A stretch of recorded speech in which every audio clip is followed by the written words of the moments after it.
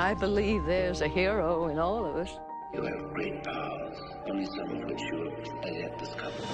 I'm a superhero, Mama. A real-life superhero. The world needs extraordinary. We will make you a superhero. Are you ready to become a hero? Initiating surprise in 3. This 2 is 1. The Real Brian Show.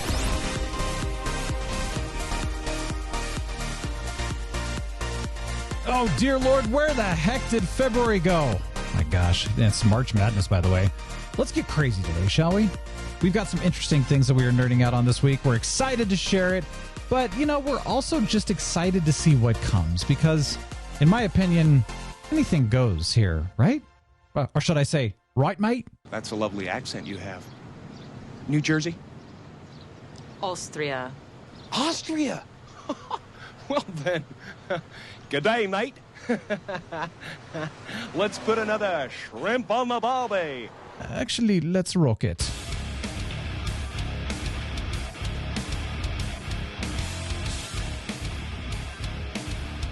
Dude. What was that from?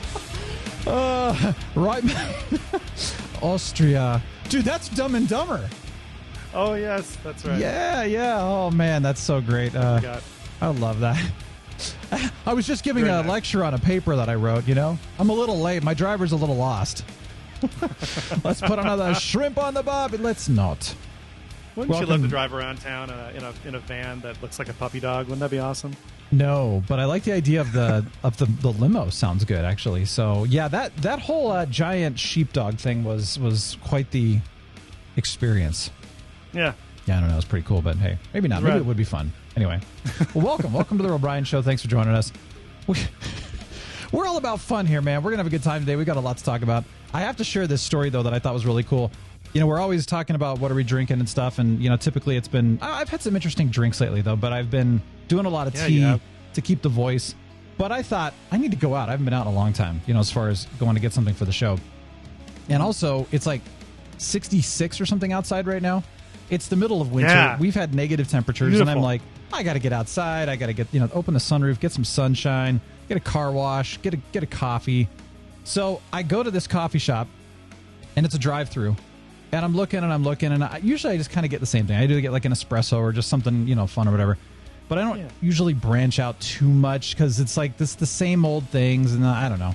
So I said, do you have a secret menu or something that, you don't advertise or something? You only give to the cool kids? Yeah, and he's like, actually, we do. And I'm like, all right, what is it? So he goes through some of them, and then he says, peanut butter, chocolate chip cookie dough, white chocolate mocha, essentially. And I'm like, yes, I'll have that. What's your soup du jour? I can feel myself gaining weight when you even said that. Yeah, but I said half sweet because I don't want it to be like a giant sugar bomb. But then also they used milk from our local dairy, which is the stuff that we always talk about with the eggnog. So good. Yeah. So I say, let's just make that, man. Have some fun. And he comes back and he says, it's on me. And I'm like, wait, what? They've never done this at this coffee shop before. Never. And he's like, well, I suggested it. I figured, you try it. That way, if you don't like it, no big deal. But, hopefully you'll like it. But it's on me, man. You don't owe me a thing. And I'm just like, okay. What a rock star. Holy cow. Unleashing of the superhero. So chocolate, it's a peanut butter, chocolate chip cookie dough, white chocolate. Here we go. You ready? Are you drinking anything while I'm taking a sip here? No, dude, I don't even have water today. It's kind of ridiculous. That's good. You don't even have water? How do you like coat the the vocal cords over there? It's ironic, and I think I've told you this when we were gaming before, is when I drink water, especially cold water, it actually irritates my throat. I cough more. It itches my throat more. It's really weird. So I drink a lot of water, just not while we're recording necessarily. That's not uncommon, by the way. Well, that's good. Yeah, they do say that. Well, so I've heard have the hot water. That's why I drink a lot of tea, is for the vocal cords. But then they also say that actually warm is better than hot. So, and I can't drink steaming hot anyway. So I got my tea here as well. But, right now I'd say it's on the cool, it's on the warm to almost hot side. But I'll drink it. It's more Luke hot. Luke hot. Luke's so hot. Luke's so hot. I wonder what the science is behind cold water and especially ice water making my throat itch. I don't know about itch, but I do know that cold, it shrinks things. So it's probably not allowing things to be as I was in the pool. I was in the pool. I want to shout out to the Wraith, by the way. Wraith, thank you so much. I mean, we were going to put this towards the end of the episode, but last time we didn't have time for it because we get so verbose. And so talk too much. I'm going to play this right now so that it's not that we don't forget it. It's just that we don't run out of time. So we talked about the Expanse, I don't know how many weeks ago now, probably a month ago now, talking about, how the final thoughts on the season, the series finale, the wrap and everything. And we shouted out to the Wraith and said, he does a podcast, as I mentioned. On it. Well, he did actually. It's done now. But so I was asking, what were your thoughts on the Expanse and how it wrapped, and was it good and that kind of thing. So we asked him. He sent a great voice message in. So why don't we play it now, so that we have time. All right, here we go. Let's discuss. Hey there, Real Brian and Captain Influence. Mark Decode here from Ontario, Canada. First off, I want to thank you for mentioning my podcast, Tales from the Rocinante, during your review of the television show, The Expanse. It's the only way to fly. I loved hearing that. And if you have any listeners who are fans of The Expanse, they can come over to solotalkmedia.com and check out the podcast. But I wanted to point out something that Captain Influence, sorry, but you got something wrong. Uh-oh. You mentioned the Laconia storyline and how they probably didn't know that it was going to be their last season, and that's why they put that part of the story in, and we never got closure on it. But that's not true. You see, at the end of season 4, The Expanse was actually renewed for 2 seasons with the knowledge that season 6 would be the final season. So knowing that this was going to be their last season, they still opted to include that Laconia stuff. Now, that may seem like a strange choice since, as I said, we never got any closure on that part of the story, but there's actually a very good reason for that. You see, when Amazon acquired the rights to The Expanse from Sci-Fi after the show's cancellation, Sci-Fi canceled it after 3 seasons, then there was a big uproar from the fans and all that stuff, and Amazon ended up picking it up. Well, in the contract that Amazon signed with Sci-Fi, it stipulated that they can do 3 seasons. If they wanted to do more than 3 seasons, they would need to renegotiate the contract.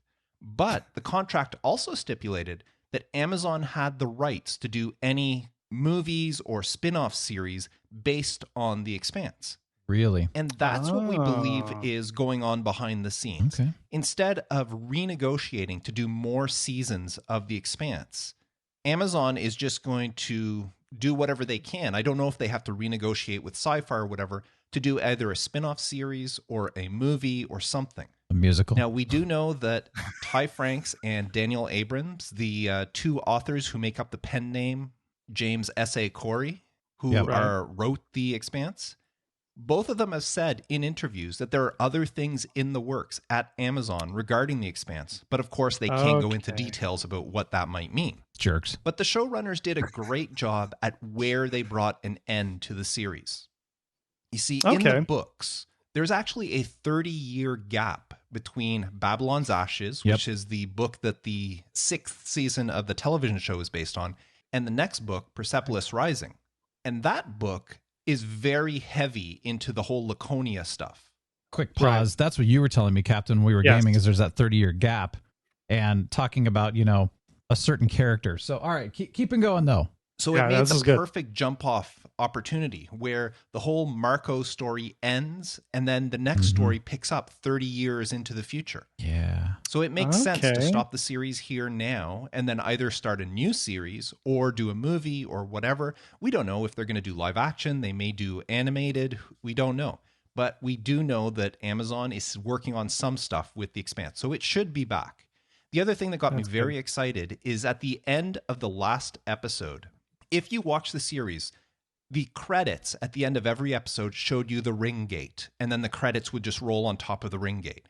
Well, the last episode, if you go back and watch the credits, first of all, the ring gate is different because you see the little red splotches from the ring aliens, the creatures that ended up killing Marco and some other ships made them disappear. Spoiled. You see the little red splotches in the ring gate. Haven't seen it yet. But if you wait right till the end of the credits, as you're watching it, you see something in the middle of the gate that's getting bigger and bigger. Oh. And then you notice that it's actually a ship that is on the other side of the gate, the approaching the gate to come through. Which one? It's the what's it called? It's the Laconian battleship that keeps showing at the beginning of every episode in the last season. Yeah. So it's not a giant space termite.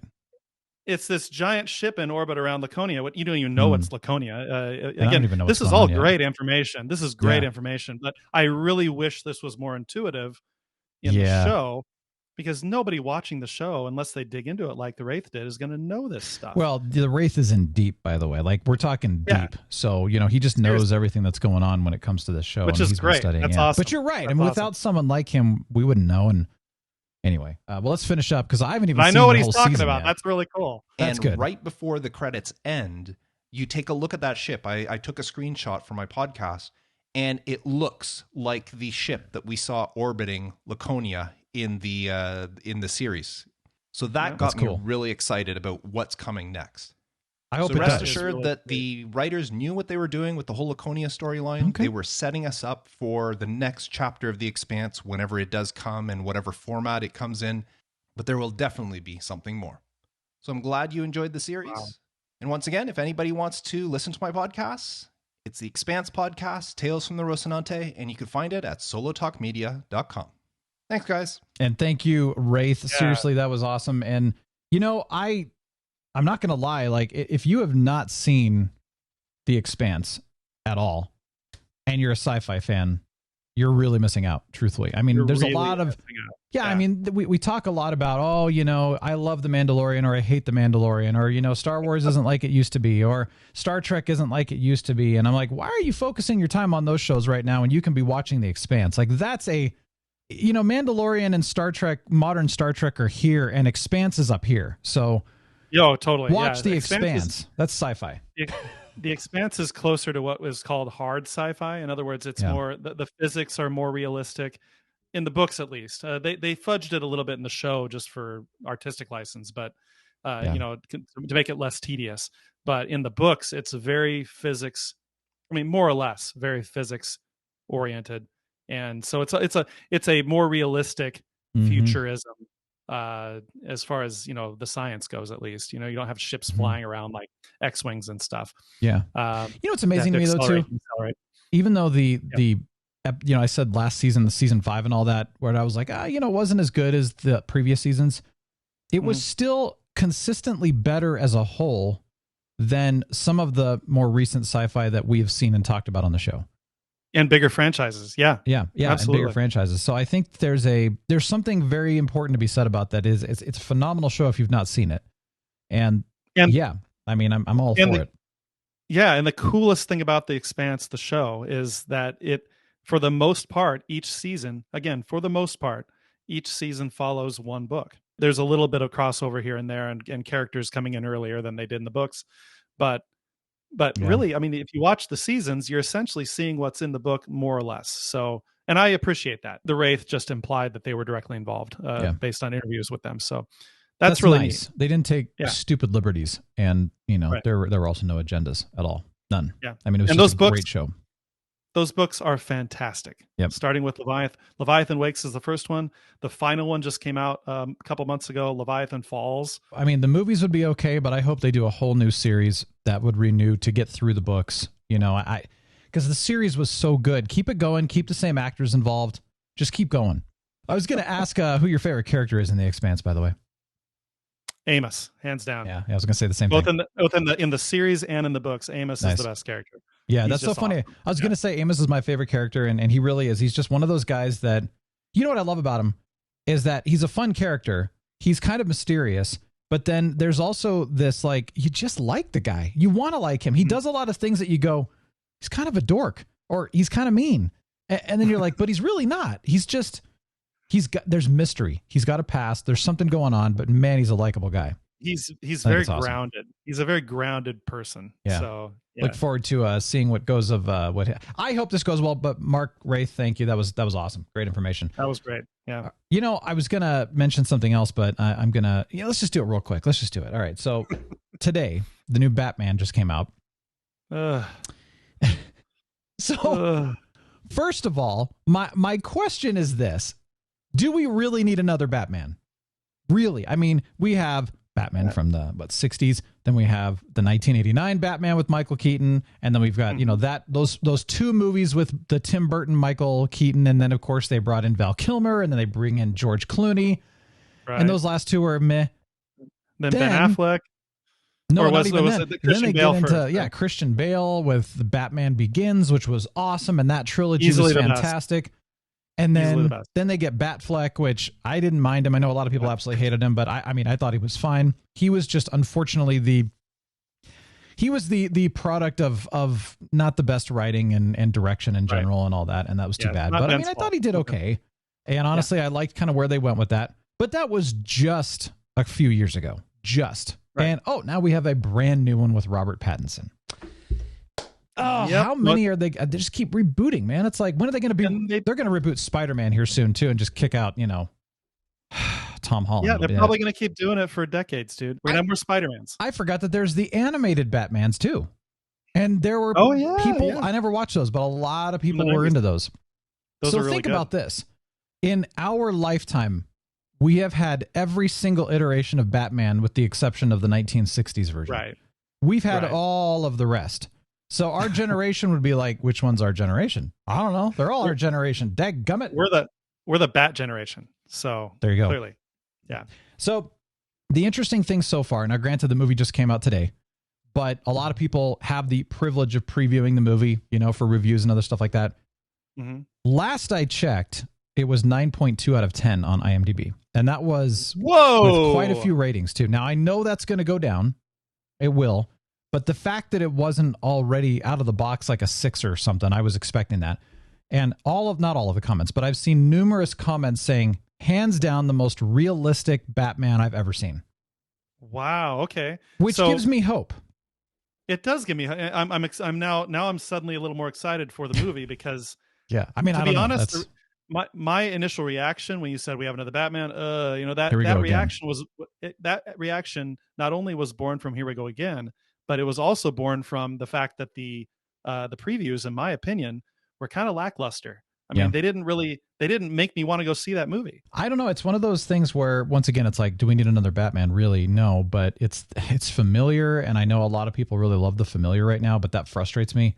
There are a lot of superheroes out there that no one has done anything with, or they haven't we need another Shadow one, because I mean, the last Shadow iteration was 1994. And before that, it was a radio show in the 30s, and then it was the comics. So it's like, give us something, give us some stuff that needs to be redone but done in the right way, or just do something that hasn't been done before. All right, man. So what are you nerding out on right now? What am I nerding out on? You know what? Yeah. I had a physical in early February around my birthday. Actually, it was on my birthday. And, my blood work strongly suggested that I finally get serious about eating better. Ah, dang it. So how many of us have heard that, right? It's like, Captain, you don't look like you need to eat better. What are you talking about? Well, I appreciate that. But hey, I was going to say really quick. There was a comedian. Agree. Yeah, they absolutely agree. There was a comedian, Tim Hawkins, by the way, and he was always like, what the heck is it with, like, when we're kids, we're not allowed to eat that stuff because our parents wouldn't let us, or we didn't have the money. Then as soon as we get old enough to eat what we want and have the money to eat what we want, we're told we're not allowed to because it's going to hurt our health. Come on. Yeah. But and it does hurt our health. I know. Yeah. It's like eating poison. It's like you got to get that stuff out of your system when you're young. And most of us did. I mean, come on, look how nuts we went on Halloween. Speak for yourself. When we were kids, we'd get bags of candy and eat them all within a week. Right. So I'm starting to take things a little more seriously now, albeit somewhat reluctantly, because I mean, come on, who doesn't? I mean, I liked having a cookie once in a while, or a milkshake once in a while, and I do mean once in a while. It's not something I wasn't going nuts, but now I'm having to cut back on even those once in a whiles to be more once in a while. You know what I mean? So I've eliminated heavy carb based snacks like my favorite pretzels. I don't eat those anymore, and I've substituted like cranberry almond kind bars and carrots. I like mini carrots. Now, a dietitian will tell you stay away from the carrots; they have too much sugar. Well, really? Come on. A friend of mine went to one of those, those diet places you can those storefront diet places where you can go get on a plan. He went to one of those. This was years ago. He went to one of those. He was kind of a big guy, and he told me that they told him to cut the carrots, and I was like, really, carrots? Wow. And that's always stuck in my head that he said that. Well, I'm eating carrots. Sorry, I eat some mini carrots every day. So until I get diabetes, I'm going to keep eating carrots once in a while. So there's definitely a balance though, because I don't find that I don't know anyone personally who has gone on a diet and stuck with it for the rest of their life. It's almost a recipe to fail. You're no pun intended. Yeah. You're probably going to fail if you go on a diet. So it is that lifestyle that is in balance. And honestly, like carrots, okay, they have, it's like saying don't ever eat fruit again.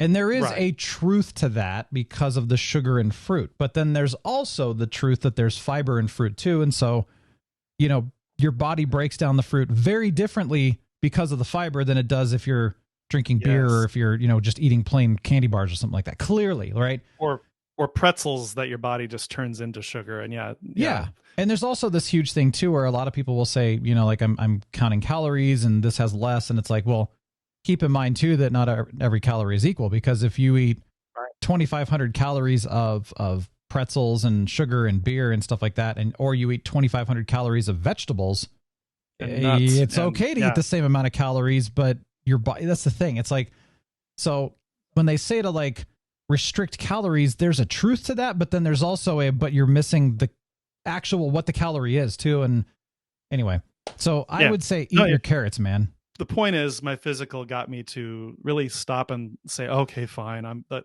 honeymoon's over. I've got to not go on a diet, but I have to, change my lifestyle a bit as far as snacking goes, especially.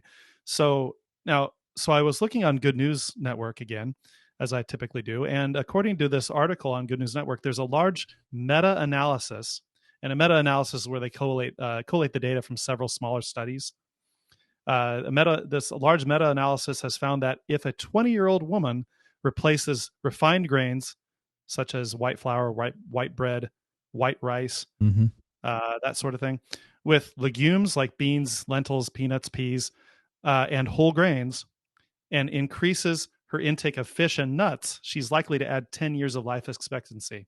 Wow. Via heart disease and cancer. Interesting. Well, yeah, that makes sense.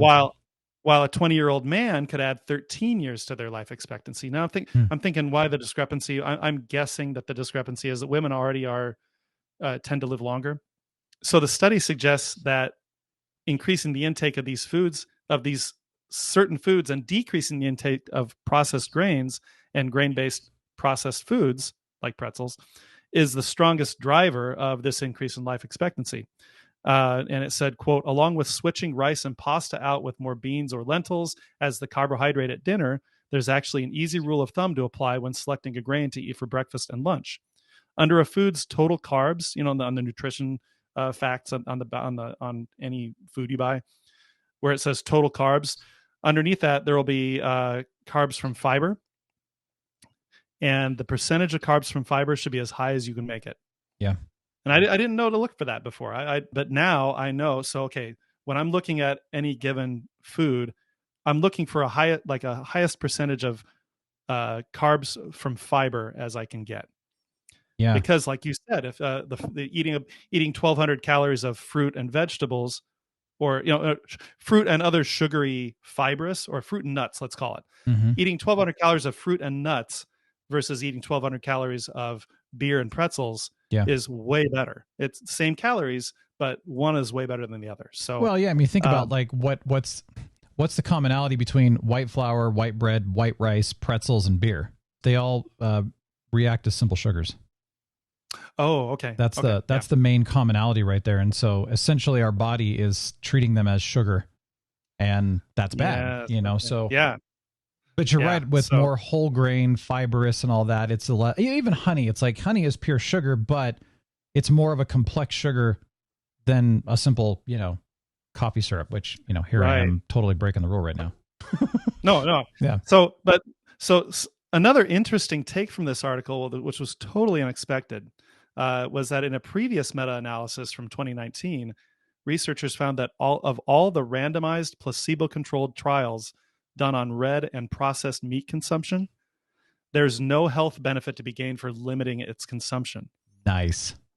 based on this article, that's the implication. So from that meta-analysis. So I thought that was really interesting. That doesn't mean I'm going to go out and go nuts on steaks and hamburgers. Oh yeah. But I mean, I'm still going to keep chicken and fish in my diet. But there's a lot of, the problem is there's a lot of debate these days. Yeah. And about everything. Yeah, well, exactly. And of course, no, I'm right. No, I'm right. No, I'm right. Well, I prove this. Well, I've proven it this too, you know, and it's like, whatever. But what I've been reading too, and I've been reading this now for well over a decade, is that you're right about the red meat thing, that it's not even about the red meat in general. It's about meat in general, because there was a whole China study that everybody keeps referring to. And it was this idea that, you know, meat is bad. Right.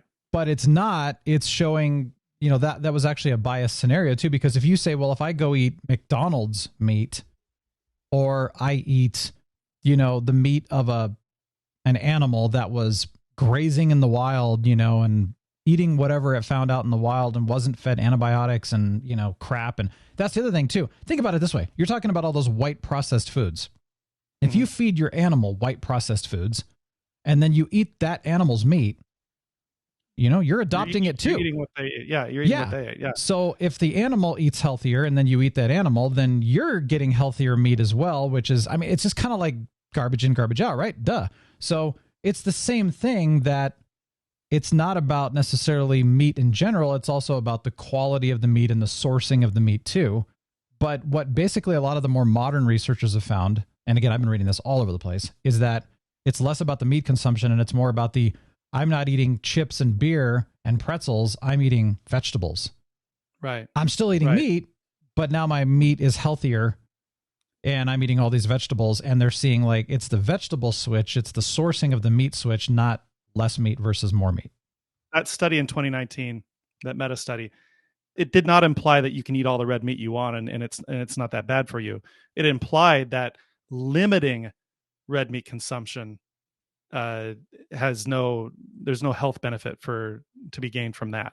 So in other words, people who ate very little to, if any, red meat weren't necessarily that much healthier or you know, appreciably healthier than people who ate some amount of red meat and still consumed those legumes and whole grains and nuts, etc., that they're talking about. So, you know, another thing too, I was going to say real quick is that that's you're right, by the way, and thank you for clarifying that. Yeah, that has to be clarified. That's important. Yeah. I don't want to come off this podcast saying that eat all the red meat you want. No. And that's, and a lot of, again, and that's the thing too, is like the Atkins diet was a big thing about just eat all the meat you want, but they didn't really have a whole lot of vegetables involved with it. And that was kind of part of the problem. Right. And now, you know, keto is saying, okay, you can eat meat, but you really need to have vegetables and stuff too. So it's like a correction. I feel like a good healthy balance, like you get high quality meat, you get, you know, good amounts of vegetables, and you limit your sugar. You get, if you're going to do grains and carbs and stuff, it's like, it's like highly natural, less processed, you know. The other thing too about carbs, and this is something I learned a long time ago, is that you don't really need carbs unless you're going to use them. So if you're going to go exercise or, you know, go to the weight room or play basketball or ride your bike or whatever, well, then carbs are great. But if you're going to be sitting around at your desk working all day long, you don't need carbs that day, you know, and I'm terrible about that. Doesn't it just turn into fat when you do that? Yeah. I mean, isn't that the whole thing? Exactly. But it was kind of another thing. And I was just like, I know I don't eat like that, and I should. Like eat the carbs when I need it, and when I don't need it, don't eat them. Well, so to wrap this article up, it seems like the key to longevity, according to this article, is that adding certain complex carbohydrates like legumes and nuts to one's diet in place of processed grains and carbs, and maintaining a regular exercise. In other words, not sitting around all day. That's where you're going to get added years to your life, statistically. So, and I think, you know, and that's much easier than dieting. I mean, that's much easier than going on a specific diet that most people statistically will fail. If you just do these simpler, more balancing things to your diet and your lifestyle, then you don't have to diet and you're going to be better off. So I've seen too much evidence to say that sweeteners and, you know, the sugar-free stuff is just as bad, if not worse for you than sugar is. Like especially if you're a diabetic, your body treats it exactly the same. So, you know, diet sodas, diet candies, or sugar-free candies or whatever they're called. According to the research that I've read, and it's been a lot, your body treats it the same way. So the whole point is that you got to get off it completely. Like now, monk fruit, I know you use that. That's different because it's natural. It's kind of like dates, maple syrup, honey, and monk fruit are more of a natural kind of sweetener, even though there's sugar in maple syrup and honey. Again, because of how it's made, but some of the other sweetener crap is really bad for you. Yeah, and monk fruit is I've read is and I've heard through you is it's diabetic friendly. It doesn't increase your glucose levels, so it works really well in my coffee. I mean, really well. I sweeten my coffee. Yeah, it tastes good. It tastes great, and I'm wondering why don't they? I wonder if there's a reason why they haven't made any like soft drinks. You know, soft drinks are just inherently bad for you for all sorts of reasons. But why not make a more expensive soft drink out of monk fruit instead of stevia or aspartame or? The people that drink soft drinks are not looking for something healthy. I mean, that's the thing. Like I love offer it up and see what happens. I would love to have a good soda that's sweetened with something healthy. Yeah. Just in once in a while, you know, but even then, I don't know, man. That's a good question. We've done all kinds of stuff. Coca-Cola with monk fruit. Yeah. Oh, wouldn't that be awesome? Totally awesome. I don't know, but it's got to be too expensive for them to try that. I do know too that there are limitations with monk fruit when it comes to certain cooking or baking. I'm not sure which one. Yeah, well, if you're baking, yes, it's baking. Yeah. Okay. Yeah, there's definitely weird things that happen. So, you know, and like coconut palm sugar is another one that has, you've got your glycemic index and then you've got your insulinemic. That's what it is. Oh, so there's two different factors on that. I don't know exactly how that works, but I do know that like with milk, for example, the glycemic index is low, but the insulinemic response is high. And so it's still bad from a sugar standpoint. So you got to be careful with that too. And again, I'm no scientist. This is just stuff I've read over the years, and I'm not exactly the perfect model of it, but it's like one of those things that I go, okay, I know.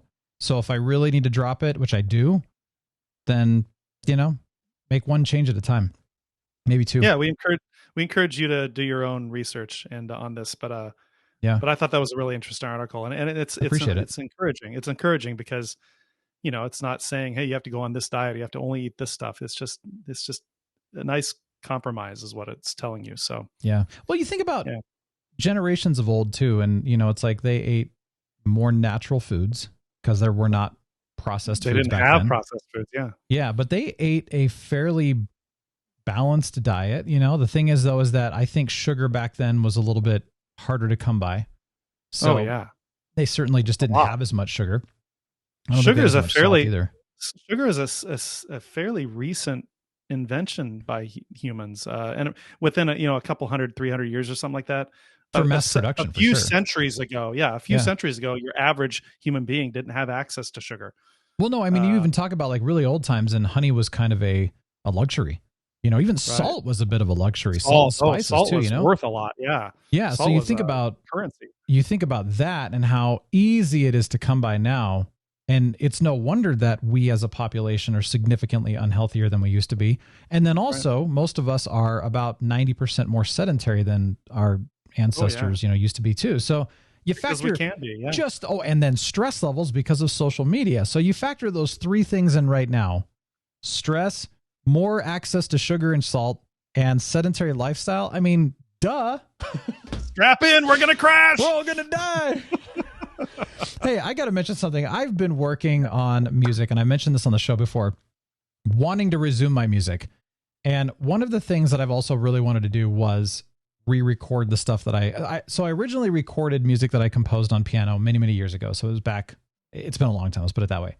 It was on an old keyboard, old technology. It was recorded through a very old technological way of doing it. Let's put it that way.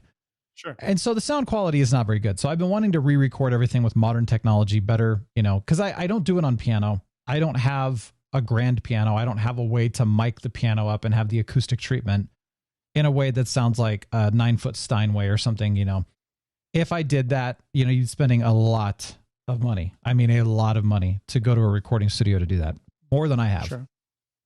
So the alternative is to get a keyboard, which has as close to the modern sounds as possible. They've done their best to record actual grand pianos and stuff, and they put it in the keyboard.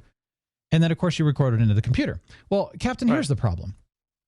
The problem is so I'm a performer. I'm a musician. I'm a performer. In order to really utilize most recording software, you need to be a sound engineer, or at least you need to have the knack for it. It is very, very complicated stuff. Now, for those who are, again, naturally gifted towards it, they're like, no, it's not. It's easy.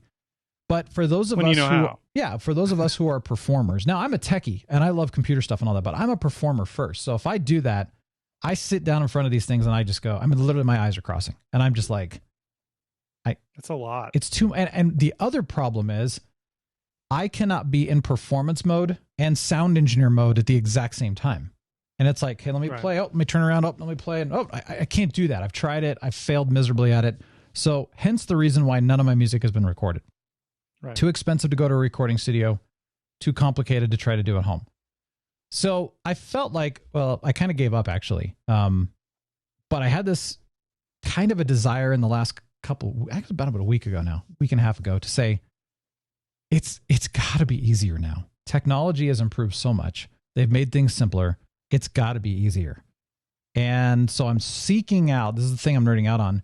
You know, I've got old keyboards that they don't have that kind of technology and all that kind of thing. So, you know, you can get keyboards that are direct USB. And so they're MIDI controllers and stuff. And so they actually are, you know, you can control them in the actual program. You can pull in. So for example, Alicia Keys, great pianist, you know, she's done a lot of great R&B music over the years. She's got this gorgeous piano and they actually recorded her piano and you can use her piano sound as your piano sound. So there's things like that, or they've recorded a 9-foot Steinway or a Bosendorfer or something like that. Oh, that's cool. You put them in and it sounds like it. And then what's even really cool is if you use your electric piano or electronic pedal, it'll actually have the pedal sound from the piano they recorded it to. So you hear that like, you know, it's really neat. There's just so many cool things they've done lately. The sounds are better. They still haven't mastered strings very well, but all that being said is that, okay, that's cool. And seems like the cheapest option is to buy like a MIDI control 88 key keyboard that it doesn't have any of its own sounds, but it uses the sounds inside of the recording software. But then again, how easy is the recording software? And that's where I'm getting stuck. So I'm not finding out. It doesn't seem like it's any easier than it used to be, unfortunately. Really gotta. So I don't know. I'm frustrated because it's like, well, the years go by and I'm not getting my music out there and I want to do this, but this is just not friendly for someone who's not a sound engineer or just doesn't understand that stuff. You're not just saying all this to let us all down. Like, oh, you're going to do your music. Oh, you can't. No, I'm trying. You're putting it out. You're putting it out there for in case someone listening says, hey, I know a way you can do that, Brian. That would be awesome. You know, if there's someone who knows how or has an idea, like this program's amazing, doesn't break the bank, or, you know, I know of a MIDI controller keyboard, 88 key, by the way. There's a lot of them out there that are like 31 keys and 4. I'm like, dude, I use the whole freaking keyboard when I play. I am all over the place. Not enough octaves. I was trained classically. I mean, the shorter keyboards must have a shift setting where you can go to the higher octaves or lower octaves. Yeah, but I think a lot of if you listen to a lot of electronic music, which is what a lot of these people use them for, EDM style, chill, whatever you want to call it, you know, they're sitting in like on a couple of notes and it's just repeating. Okay. It's a lot of synth stuff. They're not doing like a full on. Granted, I don't compose classically, but because I was trained classically, I have elements of that in there. So I'm all over the place in my music. And I need the full 88 keys. There's just no way around that. So there's got to be something. And yeah, if anyone knows, man, I would love to. I don't know what to do, but I'm trying. I mean, I know a lot of people keep asking me about my music, and it's like it's not that I'm not doing it. I'm just trying to figure out how to do it so that it's easy. Because there's nothing worse to kill the creativity than when you're stumped on a problem-solving issue. Yeah, dude. That's where I'm at. Put it out to the universe. See what comes back. I know, man. It's true. I love that. Well, okay. Since we were just talking about music, how about I recommend 3 songs and then we'll wrap up and call it a day? Because next week, though, I do want to talk about the M. Night Shyamalan movie that came out recently called Old. And I think it was last year that it came out. I finally watched it. I want to talk about that next week. It was very interesting. So it's kind of old now? Is that what you're saying? I guess so, yeah. I finished Murderville. Actually, Sarah and I both watched it, which is an interesting thing. So we'll talk about that. And then cool. You've been playing a couple games I know that you wanted to recommend that are cool. I want to hear about that. So we'll get into that briefly next week. But 3 songs really quickly here. The first one here, this one surprised me. Okay, I'm going to tell you this right now. It's by Avi Kaplan. Avi Kaplan, we'll call it that. Joy Williams. Now, Joy Williams has done more in the, I don't know if she's like folk almost country now. But I met her when she was 16 years old, and she was just breaking into the music industry, and she was a pop musician at the time. And I had a great conversation with her and all that, but she was just kind of like, she's young and all that. Beautiful voice. And so it's cool to hear that she's still doing music. But it's this song called All Is Well. And I'm listening to this. It just kind of popped up. It was one of those, Discover Spotify things. Right. And it's got this folk, almost country sound. And you know how much I really don't like country. Yeah. But I loved this song. I loved it. That's relate. why I said it surprised me. I was like, this is fascinating. So it's a good song. Anyway, it's worth listening to. And then another one that's also kind of very fascinating is Syml, Syml. And I've mentioned him before and all that, but he does some interesting music. This song, though, it was different from his normal music, and it's called Sweet Home. And it's kind of like a cross between like Crosby, Stills, Nash & Young, or like a Peter, Paul, and Mary, but modern. It's hard to explain, but it's kind of like this old school style with a modern flair. And it's just kind of like, okay, I like this. It's really fun. So check that one out. And then Kygo, and I don't know is it dance or dunce or DNCE? It's got to be dance. It's probably DNCE, but honestly, I don't know, and I feel stupid for not knowing. But oh well. They did. Don't feel stupid. Yeah, whatever. They did a song called Just Dancing Feet together, and it's awesome. It's awesome, dude.